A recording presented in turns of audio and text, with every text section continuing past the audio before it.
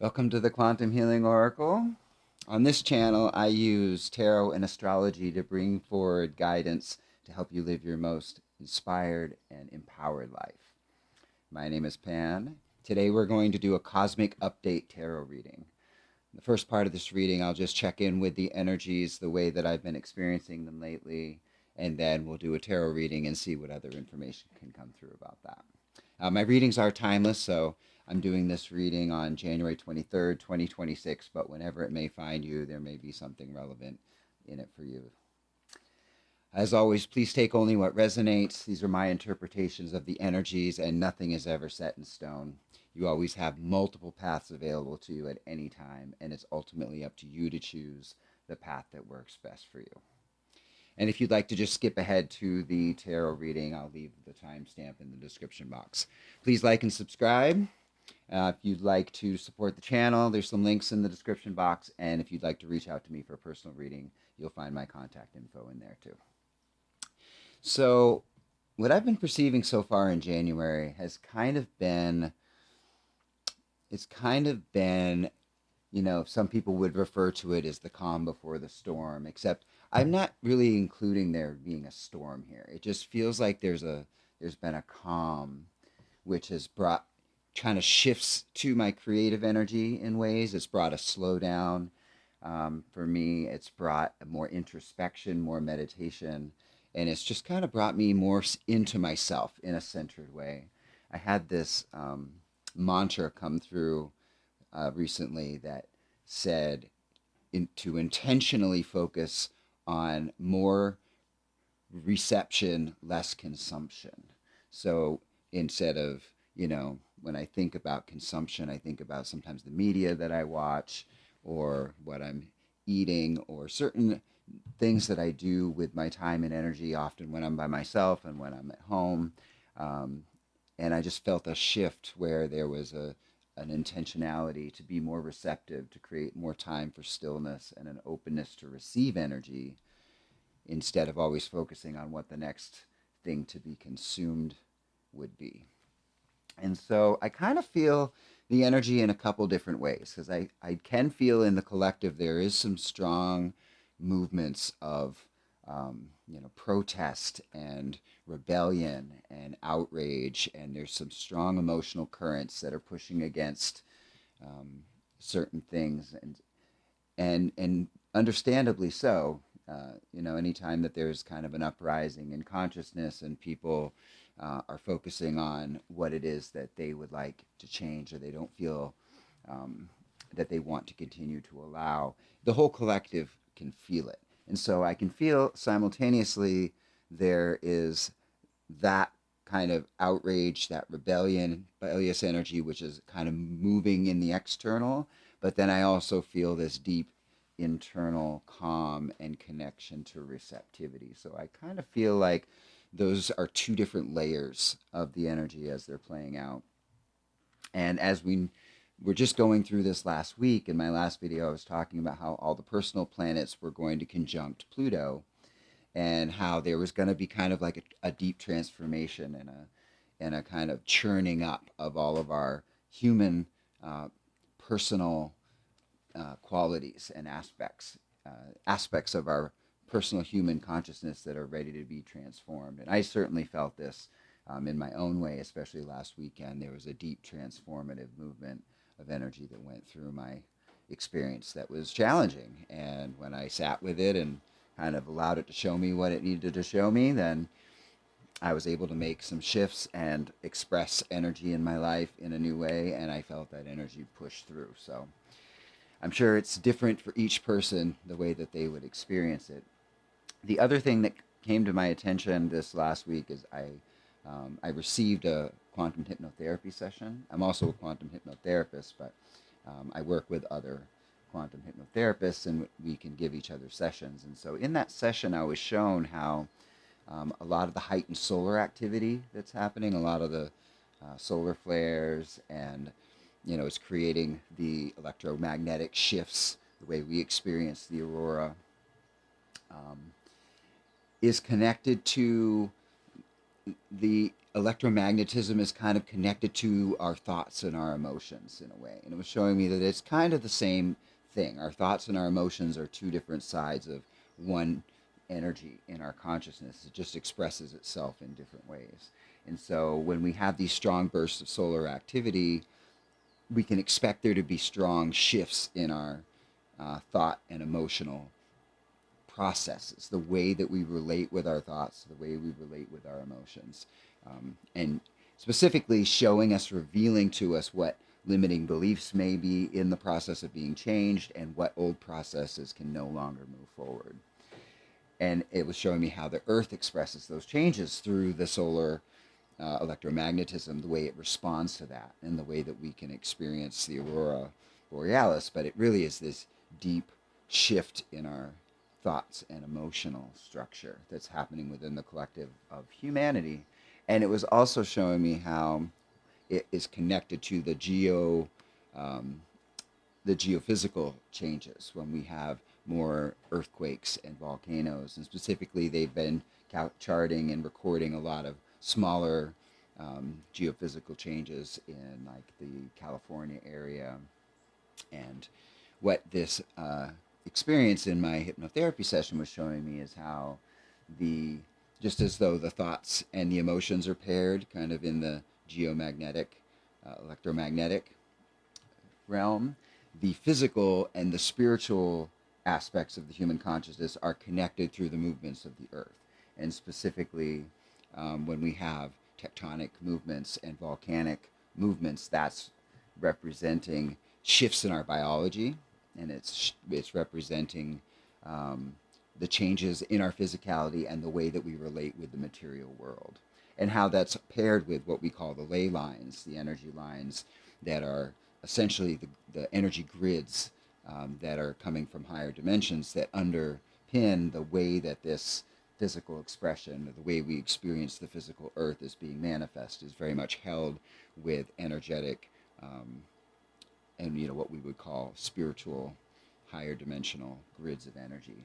And so it was just showing me that we're in this time that even though there can be calm and there can be that centered reflectivity, there's under the surface these really strong changes happening with the electromagnetism and with the with the geological energetic movements within the planet, which is just an indicator that these are layers of our consciousness that are in flux, that are changing. And so depending on how each person integrates the changes in those energies, it's going to either allow the changes to come through and express in a fluid way, or it's going to run into resistances and places where people may not want to allow their belief systems to shift. They may not want to allow their perspective to shift. And that creates resistance. And that creates that bubbling up of what we perceive as being the outrage, what we perceive as being the conflict in the world, what we perceive as being the loud energy that's bursting out. Not that it's inappropriate in any way, but to me, it's a sign of the resistance that the change energy is coming through, but it's not being received in a fluid way where it has a positive expression to it. It ends up building up and creating a volatile, more disruptive kind of expression. And because we live in this world of polarity, we're always going to see all the forms of expression. And so there's not like a right or a wrong way to go about this. But in that session that I received, I was being shown that whenever we get this new energy that's coming through our system that's asking us to change, that's why meditation and our shadow work practices and just our inner inquiry of understanding ourselves is so important. Because when we get the change of energy happening in our consciousness, we can see what needs to be changed, and then we can allow that energy to express itself in a positive way, in an empowering way, and we can allow that flow of change and energy to come through our system, and we become a conduit for the shift of energy in a very harmonious way. But it was also just showing me how it's okay to watch and hold space for people that are not channeling that energy with as much conscious awareness or understanding, that we'll see more disruptive movements within the collective But that in itself doesn't really impact the world, so to speak. It's just knowing we're watching this polarized expression of change, that it can be expressed in a number of different ways, but ultimately we have the opportunity to express it the way we choose. And we get the direct result in our own life about how much of that new creative energy of change we let through and how much we don't. So, yeah, so that, I'm going to leave it there. That's kind of what I've been picking up on and working with myself in the last week. And so now, yeah, let's check out the tarot reading for today. We have duality, paradigm shift, equilibrium, balance, temperance.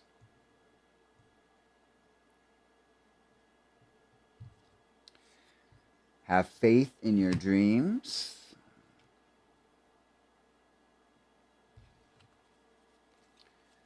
Psychic.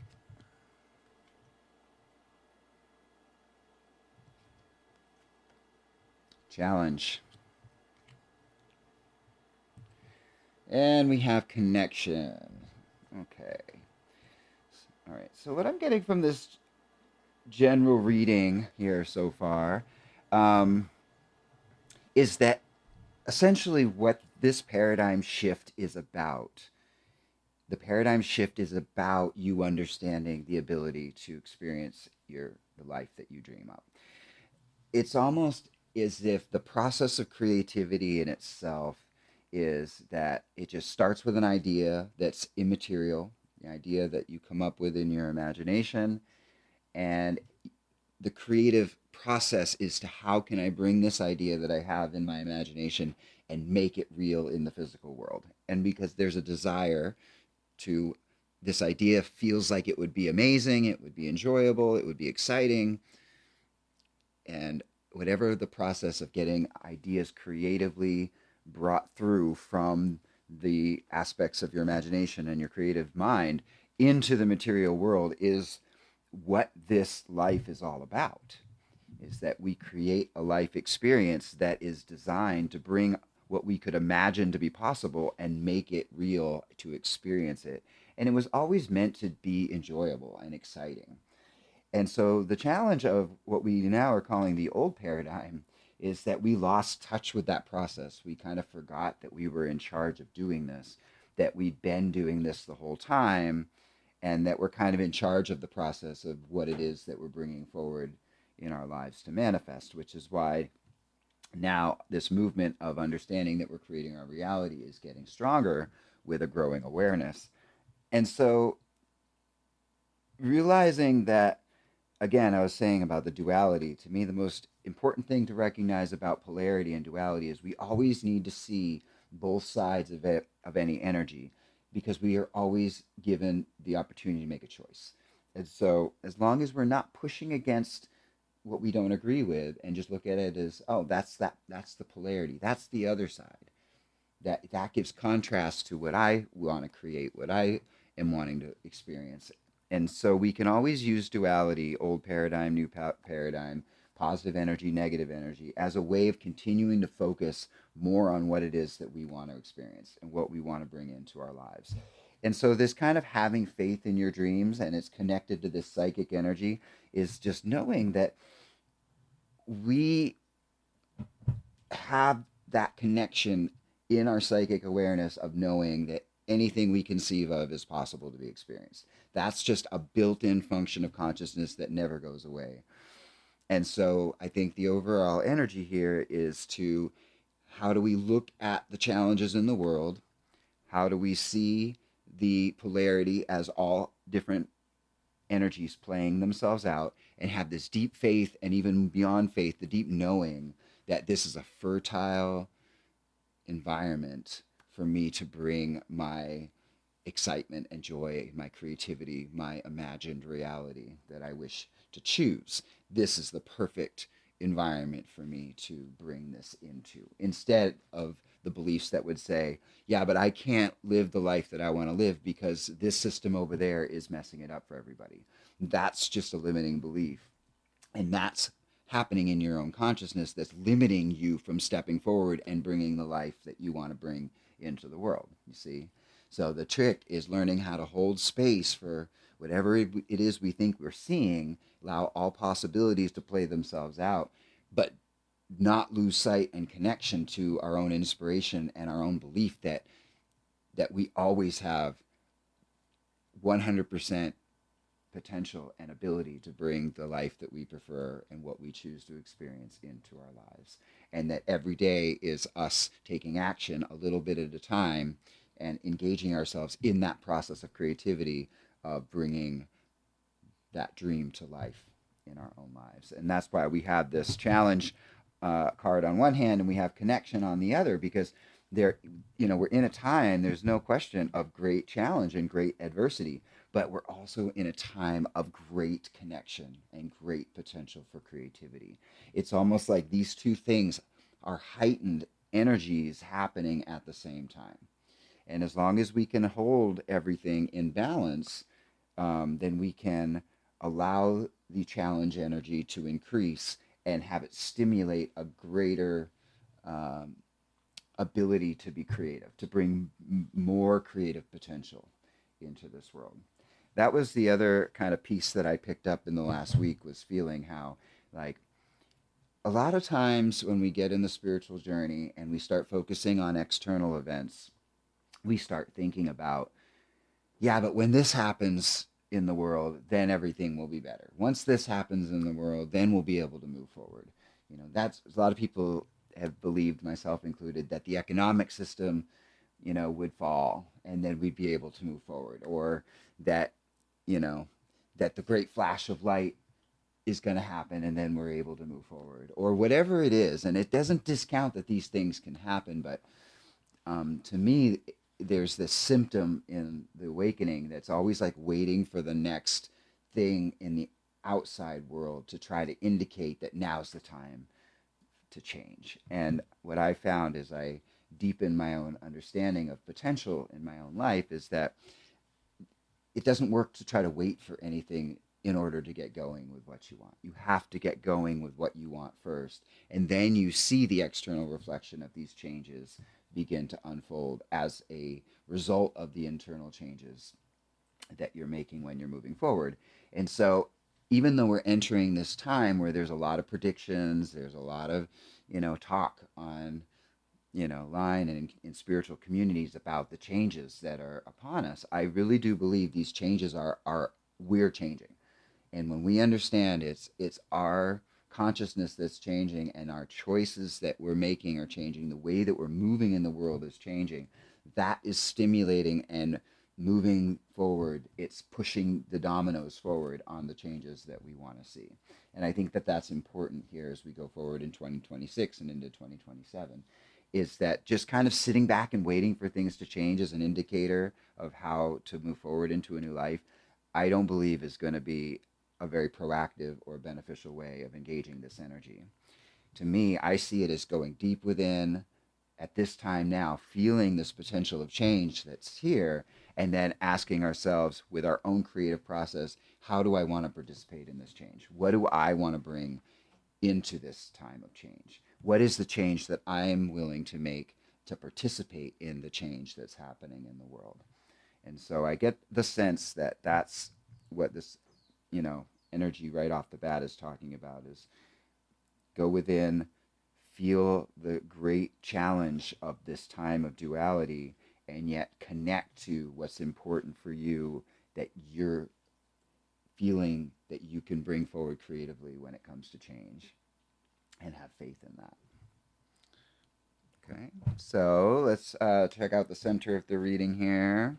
We have the Strength card and crossed by the Six of Swords. So the center energy, this is definitely about passion, and this is definitely about following what you feel inspired by. And mostly it's about understanding that the potential to move forward creatively is very much heightened by all of the, let's just call it the outdated identities, the outdated masks, the old forms of yourself that you felt like who you've been, you are no longer. it's like when we were all born into this world, we kind of take on this role of who we think we need to be, and that we create these identities, and these identities kind of run amok with their own intentions and their own ideas about what they want. And so, to me, the strength card is really the process of reining in all that energy from all these kind of false identities, um, and knowing how we're channeling all of this energy, all this intentionality, all this desire, all this creativity through what we feel most inspired by.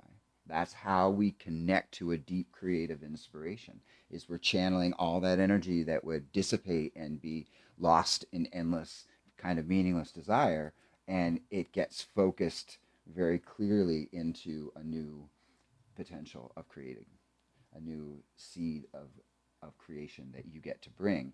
And what I'm getting in my mind is this vision of, when if you were to look and be planting a garden, you would have this idea of what you wanted to see growing in the garden, and then it would be up to you to kind of like choose the seeds, plant the seeds, create the situation, and then let nature do what it does, which is it brings the sun and it brings the rain and it brings all the elements and the microorganisms. But your role in this garden is using your inspiration about what kind of garden you want and planting that seed into that fertile environment, and then just watching how life is built.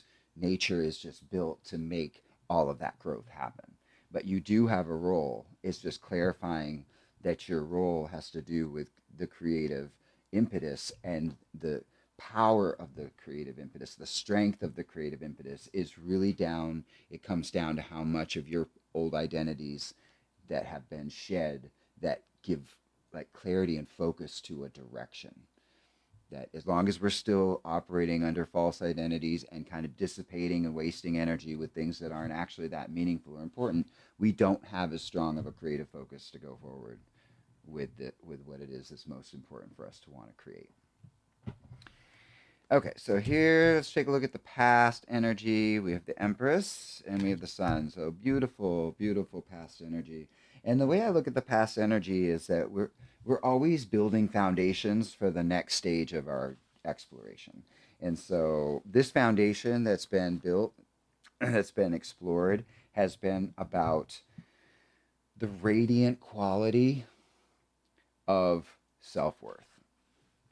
That's the in a nutshell, that's the what this feels like, how radiant the energy is when you deeply understand that you're worthy, when you deeply understand who you are innately as a creative being that doesn't need to prove anything to gain any kind of prominence or to justify its own existence and its own desires.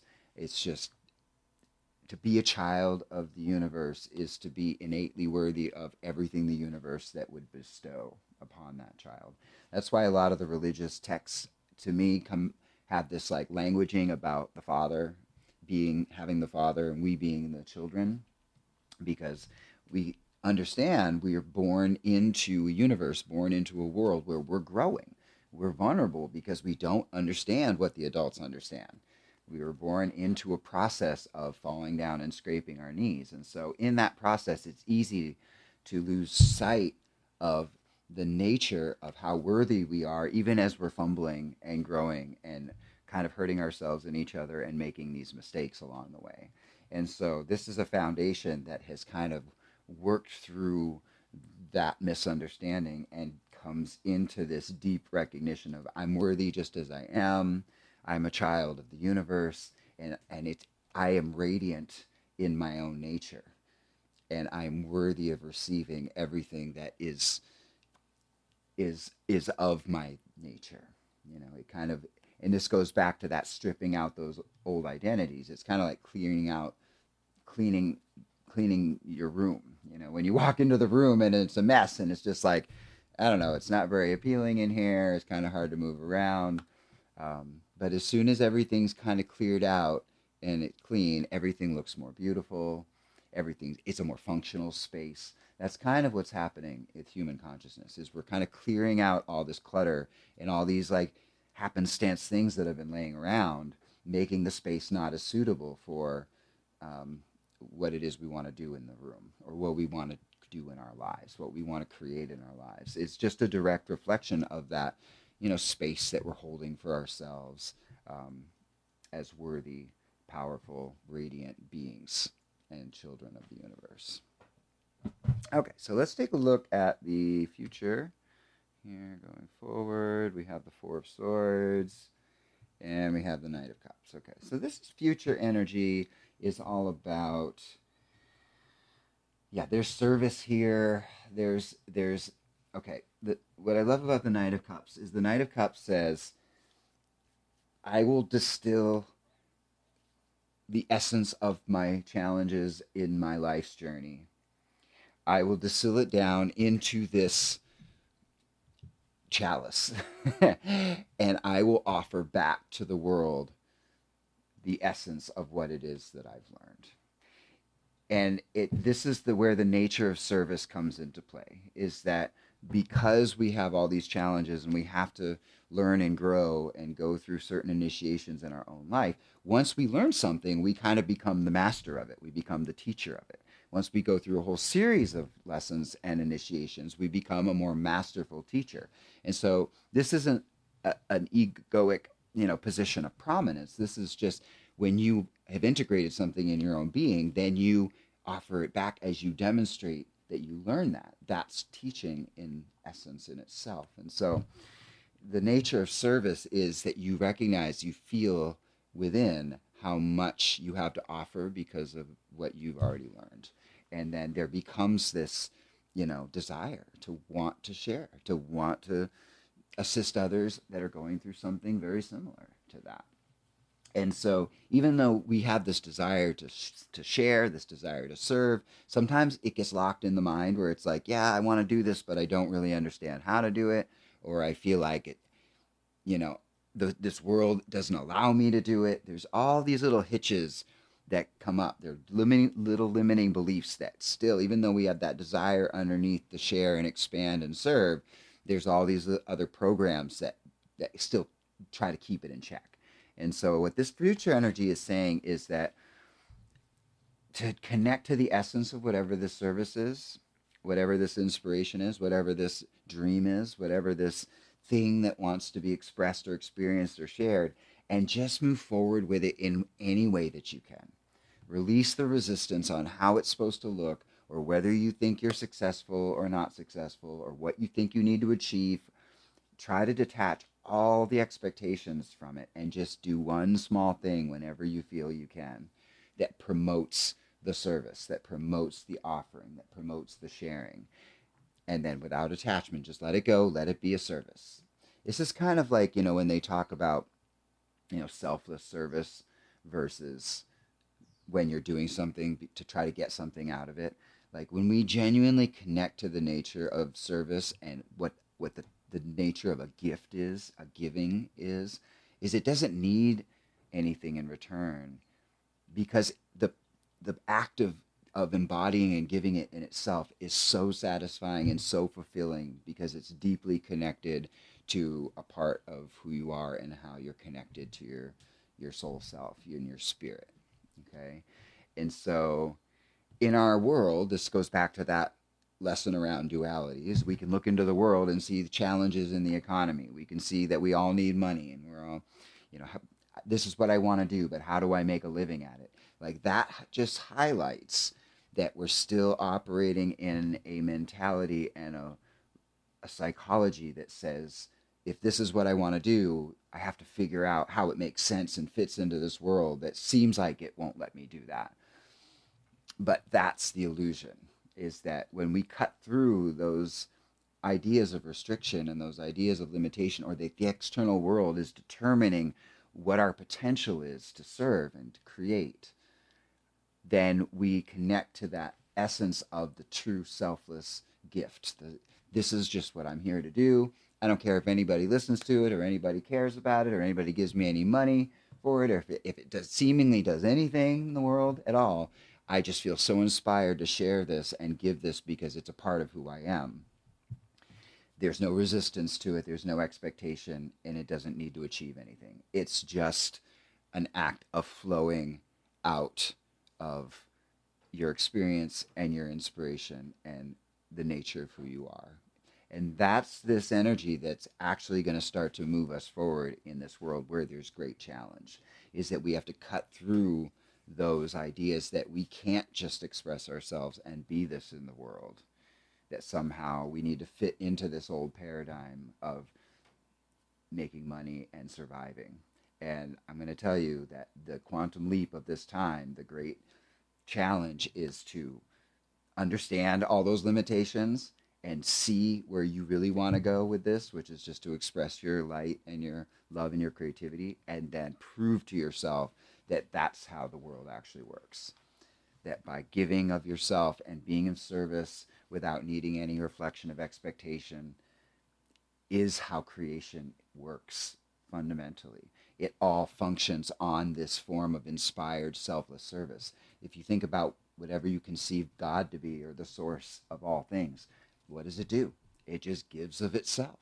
It gives everything of itself to create everything for every other aspect to have what it needs. And we're being asked to embody those qualities and understand that if that's truly who we are and we come into alignment with operating that way, then there's no other way, like that, there's no way we could fail at that.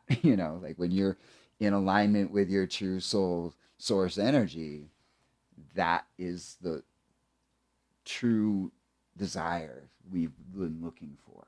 That's the true safety that we've been seeking to understand. That's the true happiness and the truest fulfillment that we would have ever thought would be possible. Okay, so here let's take a look at internal influences. Is the Temperance card, art card in this deck, and the Prince of Pentacles. Okay, so what this is, internal influences, is really showing kind of what I was talking about in the beginning, about there being this, like, on the surface, there's kind of this one super energy that feels a little rebellious and that's in protest. And then there's another energy that feels very calm and creative. And that these energies are meant to work together. These are, the nature of temperance and the nature of art is to take opposing forces and blend them together to create something, to alchemically create something new. And so we can use, and that goes back to this, challenge and connection, right? Is that there's this time of great alchemy, this time of great challenge, but it's also a time of great potential and of great connection. And so to just recognize that these forces are happening within our own consciousness is just showing us that the creative potential is coming because there's challenge and conflict involved. Like that the heightened sense of everything is more present and more available because it feels that the energy is stronger with more challenge at this time. And the external circumstances, the people, places, and things that will support the movement of this energy in this reading, is the Prince of Pentacles is what the way I look at it is the seed planter. He's the one who takes his ideas, who understands they need to be grounded, and he can plant these seeds in a grounded way as he moves forward. He understands that he is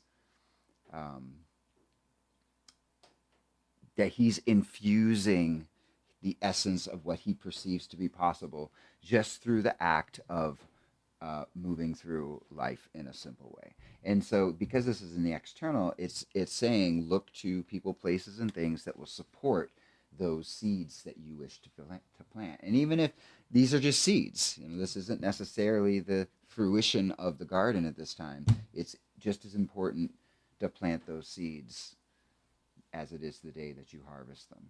And so, again, it comes back to the center of this reading. If you're the creator of this garden, get really clear about what kind of garden do you want? What do you want to see grow? Okay, so here we have the gateway. This is the archetype that's wanting to be embodied that leads to the outcome. And this is the moon. And the way I've come to learn about the moon through tarot has been very interesting. When I first started my journey with tarot and astrology, I kind of saw the moon as just being about the human emotions and about how the emotional states are always changing. But I've come into a deeper understanding that the moon is the reflected light of the sun, and it's changing. It's a focus point of the light of the sun being reflected. So it's like when you have this, because we have the sun over here, when you have the sun's energy, the sun just shines in every direction. The sun looks like the sun every day. It just, that's all it can do. It's pure uninhibited light. But the moon becomes a focus of that light in a very specific way, and that light, the way it's being reflected off the moon, is focusing and it's changing constantly. So it's almost like when you have the sun on one side where you can just illuminate and see everything, on the moon you have going into the darkness, but with like a lens or a magnifier of the light to look at specific things in the darkness that become illuminated at any given time.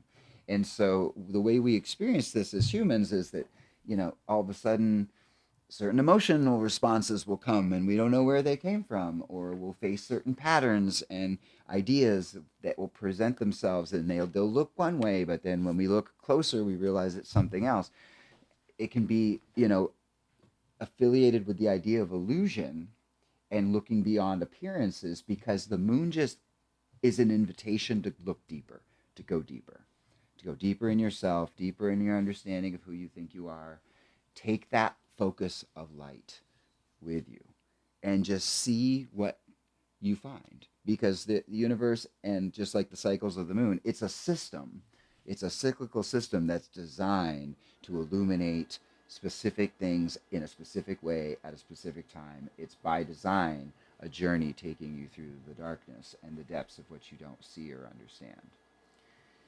And so I like, even in this card, it's got a little scarab beetle that's like holding the light, the sun disk over its head, and it has this kind of beam of light that is going here through these Anubis-like sentinels through this passageway. So it's like taking the light with you as you investigate and move through the unknown. And so really, as a gateway, that is the gateway. We're moving forward into the unknown. Take your light, and again, the light. What I love about the light and why it's connected to the suit of fire is that the light is spirit. The light is spirit. That's what we take with us. That's the candle we illuminate. We take our inspiration. We take our connection to source energy, and it lights up everything in front of us. It's kind of like if you were to drive from New York to Los Angeles in the dark the whole way, all you have is your headlights in front of you. You don't need to see the path from New York to LA. You just need to see the headlights that illuminate the path right in front of you as you drive. That's kind of what this energy is saying.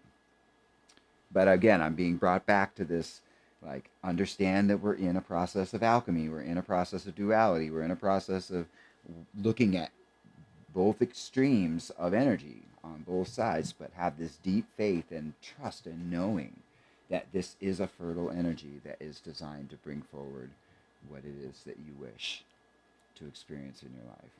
So the outcome of this reading is the Three of Cups, which is really great, because it's, the Three of Cups is about abundance, it's about connection, it's about sharing.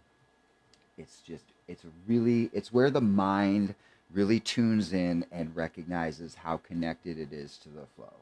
That's pretty much how I relate with the Three of Cups. This is when you consciously can look and say, I understand how my life is woven with this synchronicity, and that this synchronicity is a reflection of the deep orchestration and the profound amount of energies woven together that hold life, that hold the life experience. And that's why, what comes with the celebration of the Three of Cups, the abundance of the Three of Cups, is gratitude. Is to be grateful for the nature of that flow, the interconnectivity of that energy, and to be grateful to have the experience at all of being a part of it. Okay, so we're going to draw a few more clarifying cards here. Just see what comes out. Knight of Wands. Or no, that's the Six of Wands. Seven of Pentacles.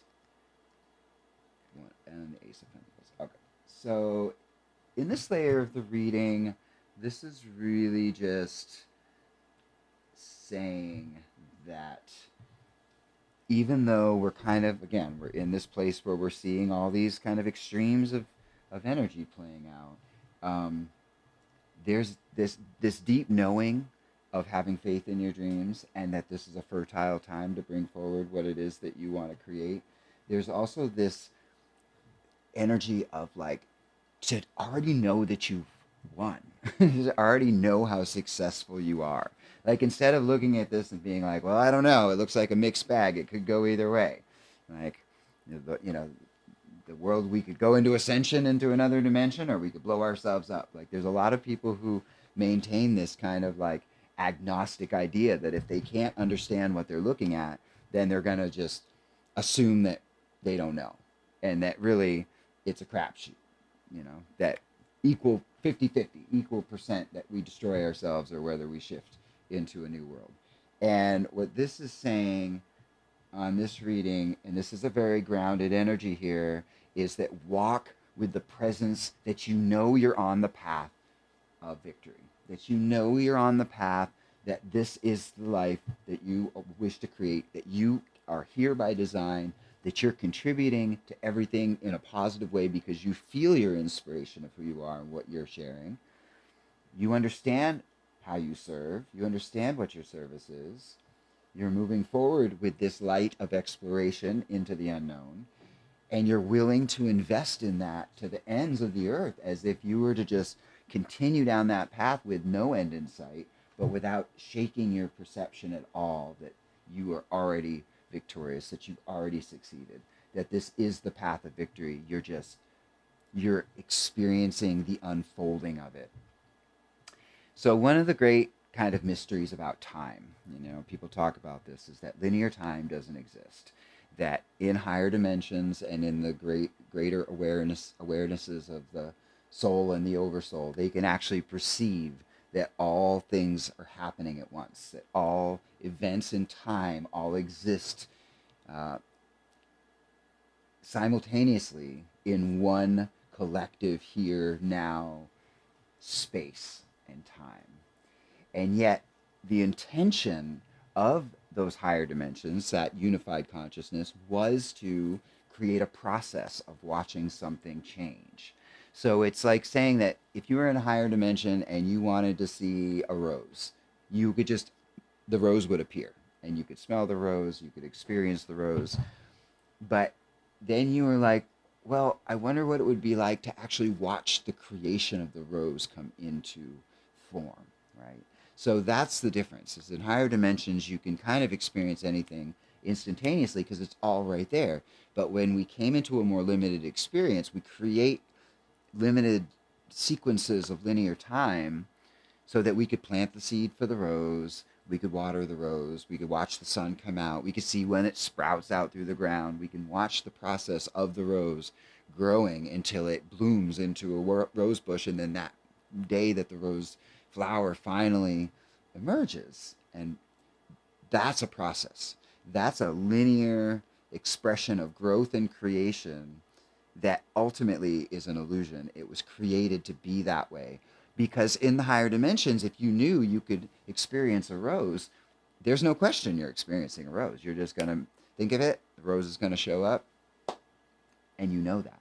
And so that's what this is about, is that in the higher expressions of our consciousness, the thing we forgot that we're remembering is that everything that we imagine we wish to experience already is being experienced instantaneously. It's already being called into existence simply through our focus and our intention.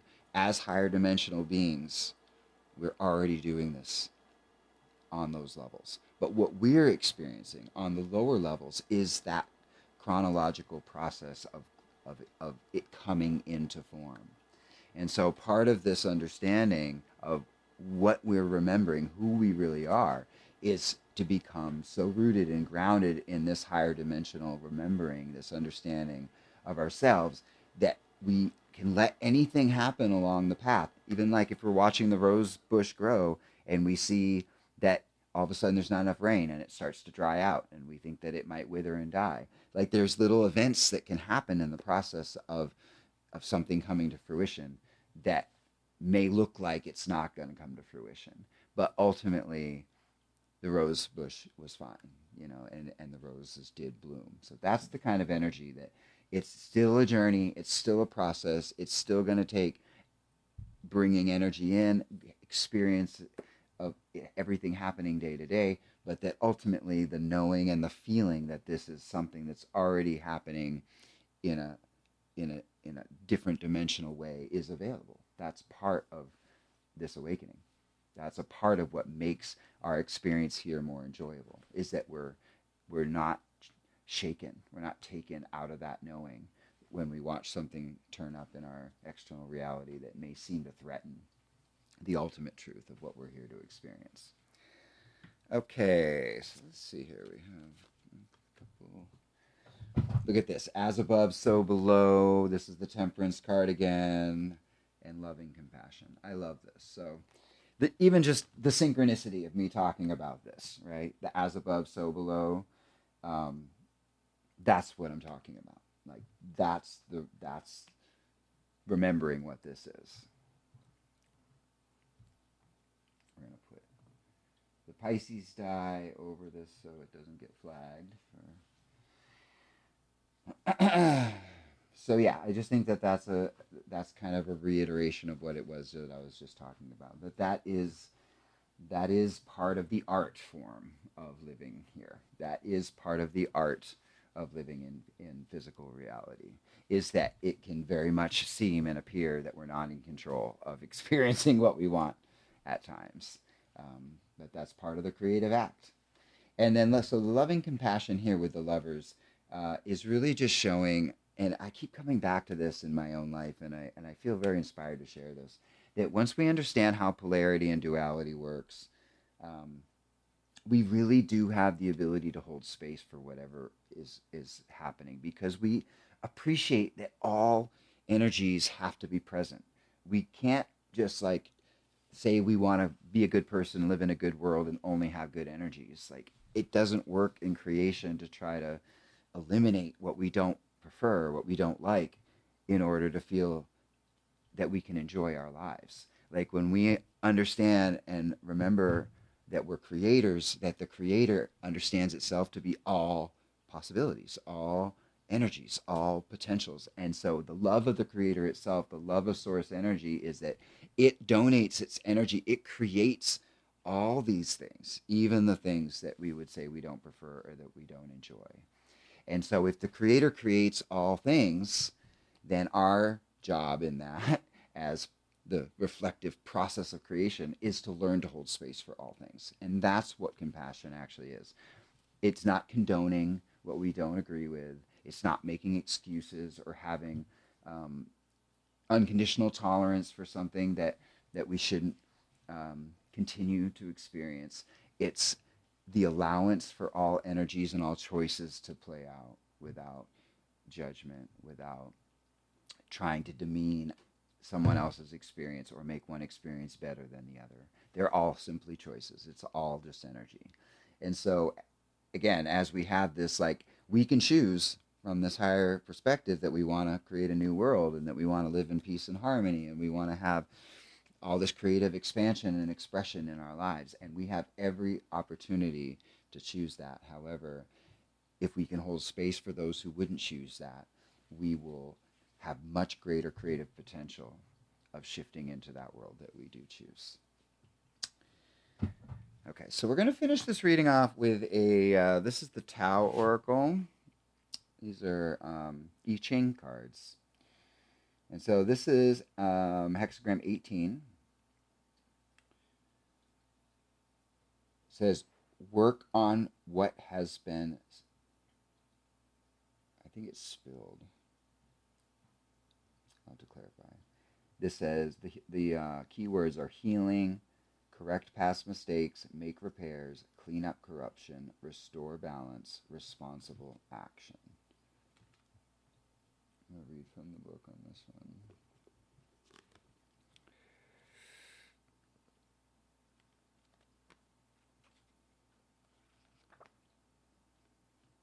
Spoiled. Work on what has been spoiled. If you put your dinner leftovers in the fridge where you don't see them for days on end, eventually they start to grow moldy and stink. The same thing happens with mistakes and difficulties with what we refuse to deal with. We can pretend we don't know about them or disguise them with the fragrance of another, more pleasant affairs. But our mistakes and difficulties are learning opportunities. When the use by date passes, the smell of decay has a way of intruding itself into every corner of the house. When that happens, it's time to face reality. Any further efforts to cover the decay with flowers or with rationalizations won't work. It's the moment of truth when all efforts to avoid facing the facts must come to an end. The first place to look is within yourself, without denial or embellishment, to see what part you have played in creating the current degeneration. It is of utmost importance that you take the time to care to identify any unhealthy habits in your own thinking that had contributed to the downward spiral, because unless this work is done first, nothing else can change. By correcting any tendencies to make assumptions, postpone things, or pretend indifference, you begin to restore the balance. From the center point of your own being, a ripple effect radiates outward, and the gradual process of healing can begin. So, what I feel like this is talking about is it's kind of like what I was just saying about how we have so much creative potential to choose what we prefer. And yet, if there's resistance in our system and we're still kind of fighting through polarity, if we're stuck in judgment, if these processes that are playing out that are not at peace in our own minds and our own emotions, we're not accessing the power and the true depth of our creative potential. It requires a level of understanding how to sit and exist in neutrality. And what's being highlighted at this time, just like I went through this last weekend, is that there was a energy or a thought process or a belief or something that was out of alignment in my system, and up to that point I'd been operating just fine, nice and peaceful, and within 24 hours I was totally spun out with this energy that was showing me what was getting hung up in my system, how it was connected to the way I was perceiving another, how I was limiting my own ability to express what it is that would have expressed. There were all these a different way that I could relate with the situation and a different way that I could show up, and the way I could see the world, see others differently. That was all in this little packet that felt very intense and uncomfortable during that time. And that's kind of what I feel like the universe is doing for us, is that when these things pop up that are creating instability and creating they're just creating a focus that doesn't feel at peace and aligned and empowered and able to move forward.